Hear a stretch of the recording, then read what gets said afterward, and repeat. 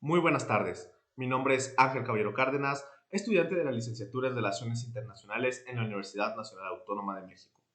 El presente video forma parte del tema 2, actividad 3, de la materia Sistemas Políticos Comparados. En esta ocasión expondremos qué son las pugnas modélicas y las 5 más destacadas por el autor Juan Carlos Velázquez. Comenzamos. En primer lugar, responderemos la pregunta, ¿qué son las pugnas modélicas? Pues bien, las pugnas modélicas son una serie de debates que se han llevado a cabo en el ámbito académico por la gran diversidad de formas de organización política que existen en el mundo.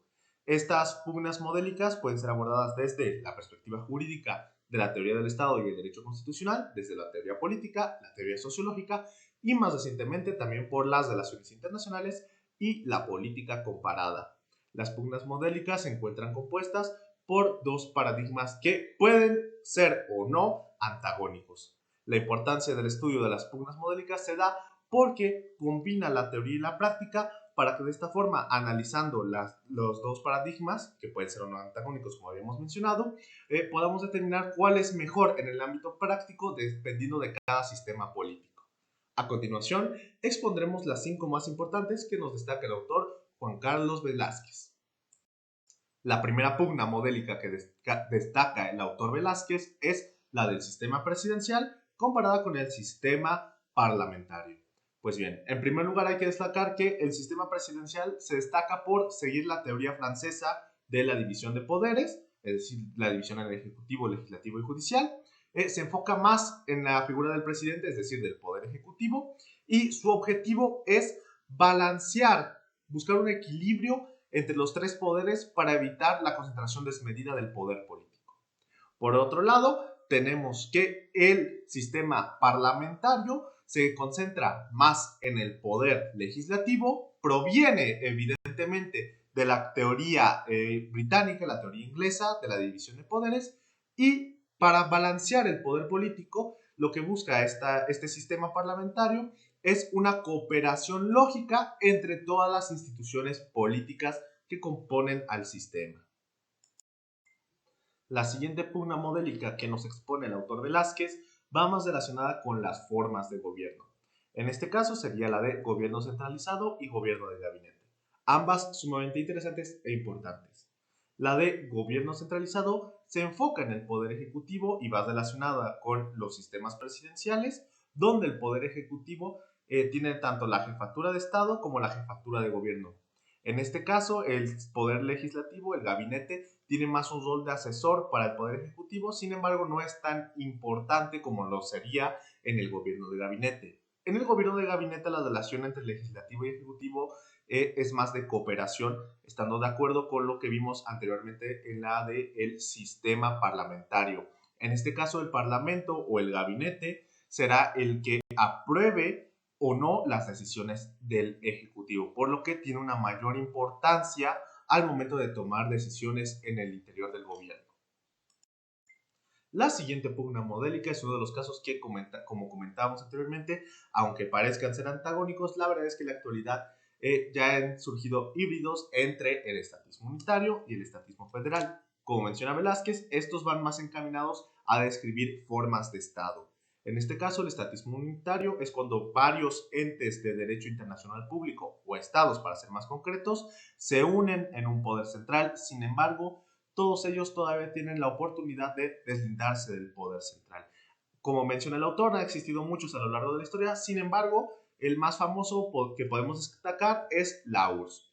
Por otro lado, el estatismo federal es el más común a nivel internacional y es cuando existe un poder central que distribuye de manera equitativa su poder político a lo largo de su territorio, como podría ser el caso del Estado mexicano.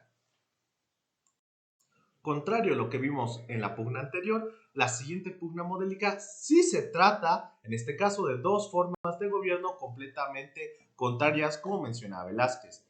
Esta pugna se compone con el paradigma de gobierno democrático y gobierno dictatorial.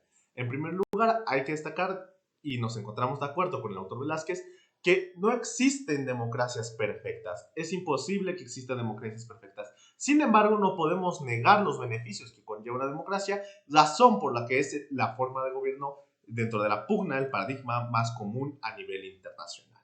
Pues bien, las ventajas que tiene es que principalmente permite una libertad a los ciudadanos, eso debería suceder en la práctica, al igual que otorgarles el poder político, lo cual ha hecho que esta sea muy popular a nivel internacional, como ya mencionamos.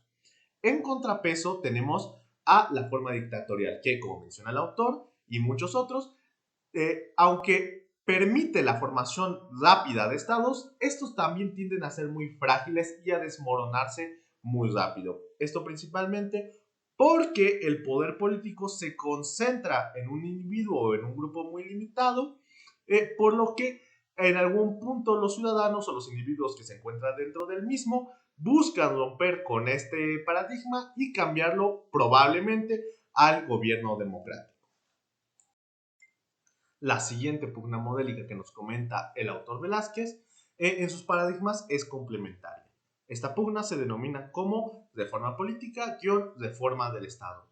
Comenzando con la reforma del Estado, el autor nos comenta que son todas esas acciones cuyo objetivo central es permitir la supervivencia del Estado, además de mantener su dinamismo ante los cambios nacionales e internacionales que se presentan, como por ejemplo ante los cambios en materia de derechos humanos a los que el Estado mexicano se ha tenido que adaptar en los últimos años.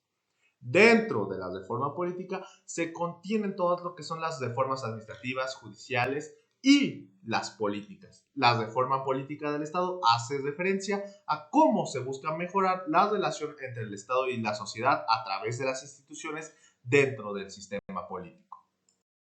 A manera de reflexión final, podemos decir que las pugnas modélicas ayudan mucho en el estudio de la teoría política y sobre todo de los sistemas políticos comparados. Esto debido a que las pugnas modélicas logran comparar dos paradigmas que, como hemos podido estudiar, pueden o no ser antagónicos y que permiten que en el ámbito práctico los que tienen el poder político puedan optar por una u otra de los paradigmas que ofrecen las pugnas modélicas e incluso combinar una o más pugnas modélicas. Por ejemplo, un Estado puede optar por un sistema parlamentario o por un sistema presidencial para poder desarrollar su gobierno de forma centralizada o por medio de un gabinete.